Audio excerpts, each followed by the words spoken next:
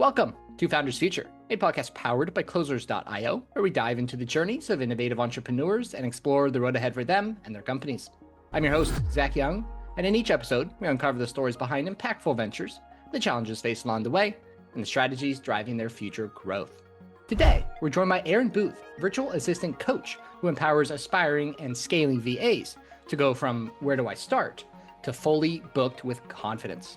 Since launching her VA business in 2012, Erin has created dynamic e-courses, YouTube content, ebooks, and her business blueprint program to help VAs niche down, attract clients, price services right, and build sustainable remote businesses without overwhelm.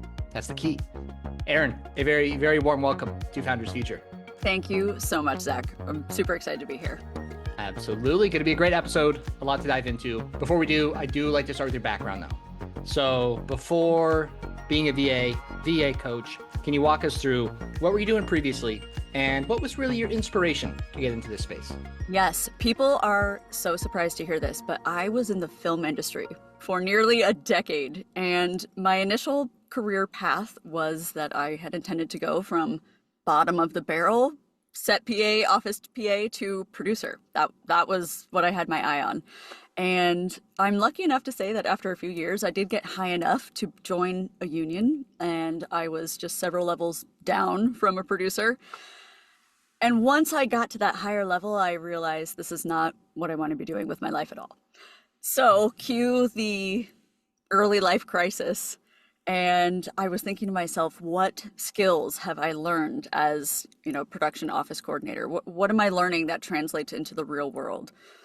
And I'm lucky enough to say that working in the film industry is daunting. It's not for the lighthearted. It's 100-hour weeks of constant pressure, thinking quickly on your feet. And the skills that I learned over the years translated very easily into doing any kind of remote assistance type work. I knew I could work with any level. I could speak to anyone from C-suite to board level, above or below. I knew I could think quickly on solutions that were outside of the box. And I thought to myself, maybe naively at the time, I can start my own business. And I had no real background about, starting businesses. I didn't go to business school. I was a psychology major. And suffice to say, I had a lot of learning to do on my own. Quite the journey. Right? Yes. Quite the journey. So I initially thought at the time, post-film, well, perhaps there's something I can do in person, like an in-person concierge type business. Only because I knew being in film that people did not have the appropriate time to run errands in their life. Like you really don't have time to call your parents, call your friends, go grocery shopping, do your laundry. And I thought to myself, perhaps I will be that bridge between crews who don't have time and I can be the person who actually does their services. Thought I was doing all the right things, did my market research, asked everybody I worked with, would they use a service like this? Everybody said yes. And the reality is nobody actually wanted to hire out for that type of service. So I also had to pivot pretty quickly from now I've got this concierge business that I've legally set up. Where do I go from here? And the next natural positioning was to do that virtually. I'm very surprised by that. Oh, I was. That they didn't want the in-person help. Why would they not? I was as well. I think at the end of the day, it's one of those nice things to have, but you don't need to have. So it could have also been that I knew these people very well. They could have just been giving me lip service of, sure, I would hire you. And then when it came time to hear the rates, it was more of a, I don't think I actually need this. It was a fast adjustment.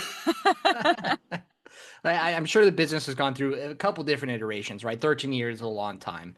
I love to dive into the business today. Yes. Can you walk us through what does working with Erin look like? Who are you typically working with? Everything like that. Yeah. So you're absolutely right. It's gone through a lot of pivots. In 2012, as a virtual assistant, I got into this very early. The industry was in its infancy. Not a lot of people had heard about it. So I started my business as a service-based business where I was just a virtual assistant. These days, I am kind of a dual service. I wear two hats. On one hand, I still keep a select few number of clients. And on the other hand, my main focus is coaching and mentorship. So coaching new virtual assistants, as you said, mentoring to their next scalable actions. And I realistically, I keep those two dual models because they feed into one another. So having kept clients for the past, 13, 14 years has really helped inform me of what's changing, what do clients realistically want nowadays. Their wants and needs are not the same that they were over a decade ago. So that helps inform my teaching, what I can pass on to my students. And then vice versa, my students sometimes bring questions to me that I am able to implement with my own clients. So it's this perfect kind of machine that feeds itself. Love that. That makes a lot of sense. When people think about VAs today, and this may be a general question, and I pull it from kind of the general consensus, but when people hear the word VA, hi, I hired a VA, a lot of people think, hey, I offshored somebody from the Philippines for $3 an hour. Yes, you are so spot on. It hurts to say a little bit, and I was maybe a little afraid to say it, but I mean, it kind of is just the general culture around it right now. So, typically the people who are hiring you as a coach, are they typically from offshore? Do you find a lot of people in the States, North America? Kind of walk us through that process. Yeah, that's a wonderful question. You're absolutely right. That definition still of virtual assistants is actually one of my biggest pet peeves. I think because clients in particular don't realize that there's such a rich ecosystem. So most of my clients come from North America. I do have some European students, but for the most part, it's North America, and just by default, they're commanding higher rates with their clients. That is something that I'm working very hard to change.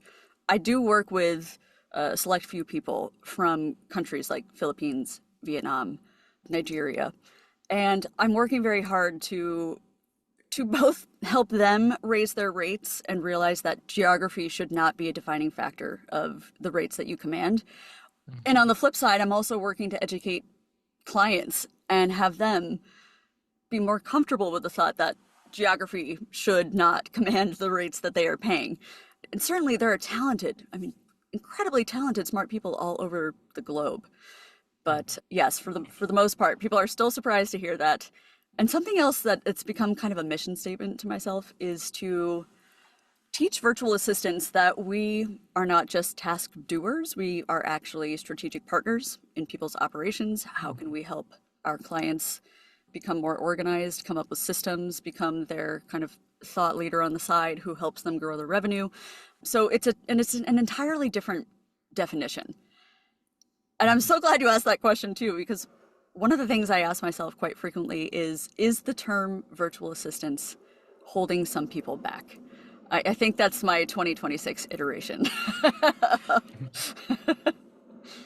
That makes a lot of sense. I mean, you think about it, someone comes to you maybe to hire one of your VAs. Yes. And they go, Erin, I could get somebody for $3 an hour. Well, hey, what are you paying for? You're not paying for based on where they're located. They're paying on the value they're going to bring you. That's exactly right. I've had that conversation many times. Yes, I'm sure you've mastered that conversation. That's for sure. That's probably going to take a while to change, right? It feels kind of embedded in our culture, unfortunately. It is an uphill battle, as you say. I still talk to clients and we have this conversation about you are paying for someone's services, their knowledge, their education, their background. And we might talk about that at length. And then at the end of the day, they say, I'm still going to go hire somebody for $5 an hour. But I've also had conversations where clients say, those are great points. And then either pay somebody in different geographic locations higher rates. I've also helped virtual assistants in those locations command higher rates. So it's been truly rewarding, but there's a lot of work to be done. Yeah. Job's not done. Absolutely. Yeah. But Erin's on it. Don't worry. It's been 13 years. You know what you're doing. Come on, guys. Sure. I'd love to learn a little bit about the coaching that you're doing with your clients. So, when it comes to just, hey, coaching them in the process, maybe the new kind of strategies, criteria going on that you're finding through your work. Is it a lot of one-on-one? Is there some group coaching? Kind of walk us through that process. Yes. Well, I realized early on, I am a team of me, myself, and I still to this day. I think that's going to be changing very soon because I realize that's a huge bottleneck for myself in my own business. But I started coaching one-on-one and realized very quickly that I was incredibly limited for how many people I could reach in a day and maintain my own client work. So I eventually pivoted and started creating on-demand resources that started in the form of courses, eventually into ebooks. It has morphed into YouTube, and it's something that I'm going to continue to scale, to figure out ways to scale more of these on-demand courses. My courses also come with office hours with myself. I do recognize that people cannot learn in a chamber, a vacuum. They have to have somebody to still bounce ideas off of and ask questions to. So I am working on ways to scale that. But yeah, courses, group coaching, maybe a small group mastermind is in my future.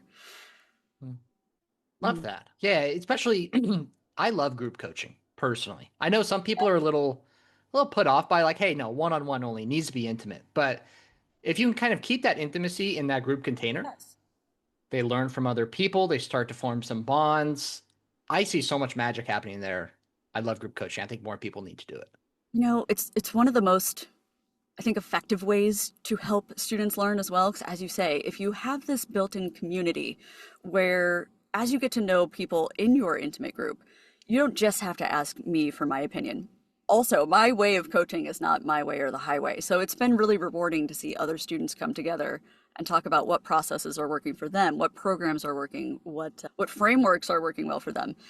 And I also find that group coaching can lead to its own sort of referral system. And I tell this to VAs all the time. I think if I say if you don't want to take on a client, you don't have any interest, or you don't have any time or space in your own company, your own program, refer them to other virtual assistants that you've met and you trust and you have a rapport with. So it's also a great way to kind of build in a referral system for my new students. Yeah, very well said. I do have a quick question, Mm. and I'm sure it differs from VA, but how many VA or how many clients or is a typical VA working with at once? Oh, that really does depend on the person themselves. I can say from my own personal experience, at one point I was working with 18 clients early on in my career, which was absolute hell. I do not recommend that anyone does that, and I will never do that again. But I'd say typically anywhere from two to even four rock solid clients are enough to not only sustain your own business but help you grow your revenue. But it's a nice number where you can still maintain the ability to do your back office work, your marketing, your invoicing, and also maintain a good, close working relationship with those people. So that's my Yeah. sweet spot. Yeah, that sounds about right. And, hopefully have a bit of a life outside of work too, right? That's Oh, pretty yes. important. How dare I forget to say that? That was the whole reason why I left film in the first place and have a life. There we go. Love that. Love that. Look into the back end of the business for a second. How are your clients currently finding you to work with you? This surprises people too. And I want to say this is still somewhat standard across the industry, but clients are still coming to me through a robust referral system. And referrals are still, I think, some of the best ways that VAs get their clients these days. It comes with social proof. You get a client, you do great work for them, you guys have a great rapport. At some point, it's appropriate to ask them, I'm looking for more people in XYZ niches. This is what I can support them with. Do you know anyone? So I get a lot of mine through referrals, which is fantastic. That is a completely different model than how I find my students that I coach. So again, I have this kind of weird split dual model. So on the back end, referrals for one hat, and on the other end, I need to be constantly creating content that is not only valuable, but converts students who are perhaps watching my free YouTube videos into paying clients. Hmm. So it's a real challenge in that I have to kind of split my brain. Yeah, definitely a song and dance. That's for sure. Yes. So I'm curious, I mean, you said it perfectly, right? An organic watcher on a YouTube channel, how do you turn that person into a paid client, right? Obviously, much easier said than done. So, you probably can't do it on every single video, but a lot of videos, some sort of CTA at the end of the video, something Yes. like that. Videos all have CTAs. As you said, easier said than done. One of the biggest obstacles that I did face when I first launched a YouTube channel, and I launched that purposely as one of my main marketing arms, because somebody told me early on, and they were spot on, that YouTube still converts the best. far better than a tweet, a LinkedIn post. So I really doubled down on my YouTube. And I also tried to take a different approach. There are, when I started, there were not many other VA coaches. I want to say there was only one other woman that I was aware of, and the bar was very low. Now, these days, there are many VA coaches out there who are teaching the same things that I do, which I love because it gives students the opportunity to find a coach that they really vibe with. But on the other hand, it really forced me to differentiate my YouTube videos. So instead of just talking about theory, I had to get very specific and give away a lot of insights. Specifically, here's how you price yourself. Here's how you find more clients. Here's how you have those difficult conversations with clients. Here's how you terminate someone. And I think that was a huge boon to my conversion rate, actually, was giving them the actual steps. And I've heard from students too, that by giving them actual, relatable, usable advice, that's been the thing that has brought most people into my programs themselves. Ah, pulling a little Alex Hormozy, give out your best content for free, That's and it. they'll come by your paid. That's absolutely it. And I don't get me love wrong, it. I had many people in my inner sphere tell me I was giving away too much information, and I found it to be the exact opposite.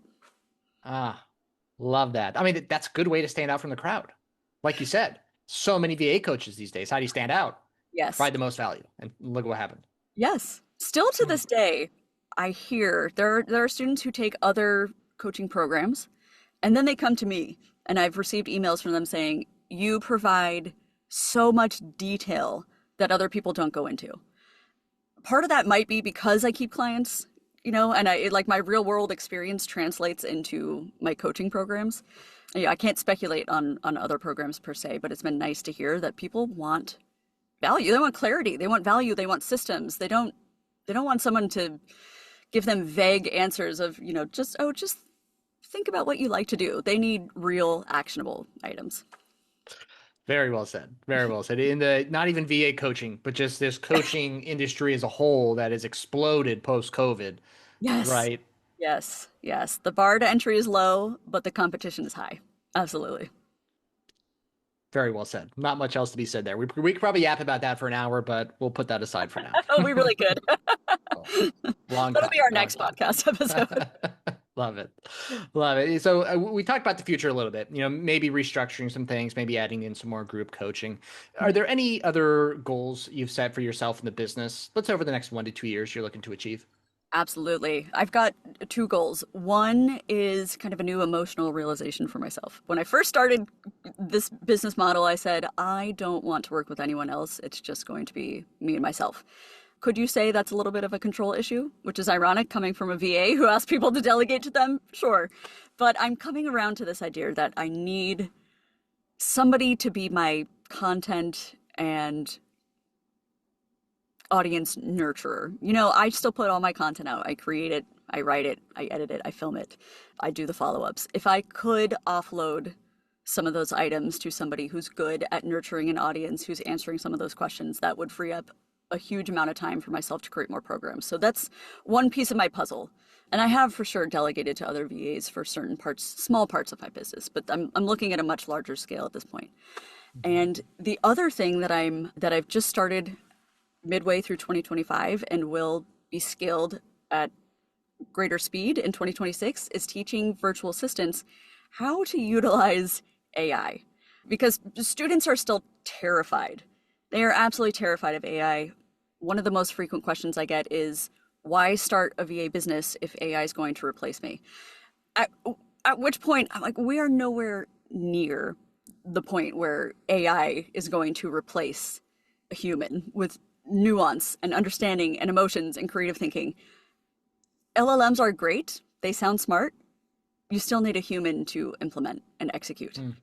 So this is going to be a huge part of my business. I think it's another pivot where a lot of my programs, I think, are going to feature more on how to utilize AI to your best ability so that you're a more efficient VA, which theoretically gives you more time to be a more strategic partner for your client. So I'm very excited to see, even for myself, where my business goes.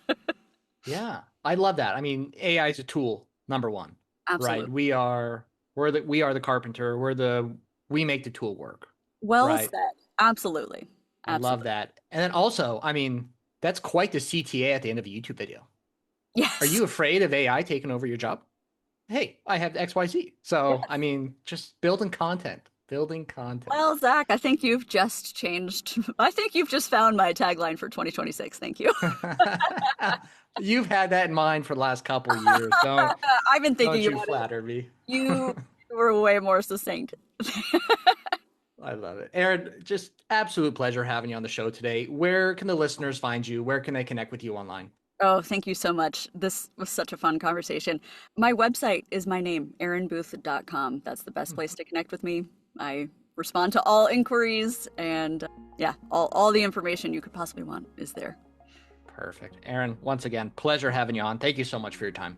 Thank you. Absolutely. And that will wrap up another inspiring episode of the Founders Feature. To our listeners, if you enjoyed this episode, make sure to go and connect with Erin on her website, erinbooth.com. A lot of goodies on there. Go check out that YouTube channel as well. All of those links will be in the show notes and description down below. And if you are a business owner, specifically a coach, consultant, or agency owner, and you're looking to scale your business, and you really want to enhance your sales and marketing efforts, visit closers.io to hop on a call with our team and discover how we went from 0 to 30 million per year in less than 3 years. Until then, keep on climbing.